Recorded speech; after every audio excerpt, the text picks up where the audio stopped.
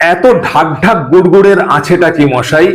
ভণ্ডামি ছেড়ে যা বলবার সোজাসুজি বলুন। দেখুন, জীবনটা সোজা নয়, জীবনে কিছুই সোজা যায় না। এমনকি হাত থেকে ঢিলটা ছুঁড়লেও সেটা প্যারাবোলা হয়ে বেঁকে পড়ে।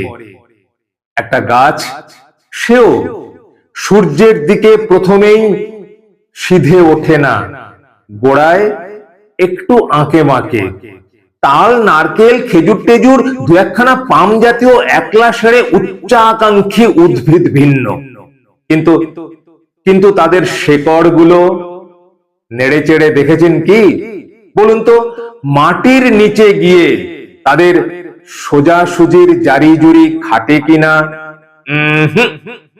সেখানে তেনাদের ভিন্ন মূর্তি। এই নদীর কথাটা না হয় বাদই দিচ্ছি, আপনাদের এই মহোদাশয় সমুদ্রের কথাটাই ধরুন। একখানা ঢেউ কি সে সিধে পাঠায়? আর এই যে পূজ্যপদ হিমালয়, তার কোনখানটা সোজা মশাই?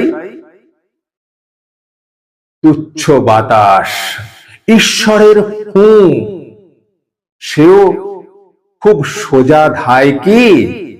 ক্ষণে ক্ষণে দিক পাল্টায়। আমি সামান্য মানুষ, আমি কি করে সোজা বলবো, সোজা চলবো? হাঁটতে গেলেই ডান পাটা একটু ডাইনে হেলে পড়ে, বাঁ পাখানা বাঁয়ে একটু হেলে যায়। সেই ছেলেবেলা থেকে ঢের চেষ্টা করে দেখেছি মশাই, কিছুতেই নাকের সোজা হাঁটতে পারিনি। একে কি বলবেন? ভণ্ডামি বলুন? আমাকে কি বলবেন? দুমুখ সাপ? দেখুন দাদা, দুটো জিনিস কেবল সোজাসুজি চলে, আকাশ খুঁড়ে বৃষ্টি আর চক্ষু খুঁড়ে জল।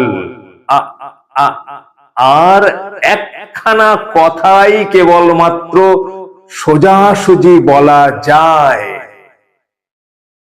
মিথ্যে। মিথ্যে কথা সোজাসুজি বলা যায়।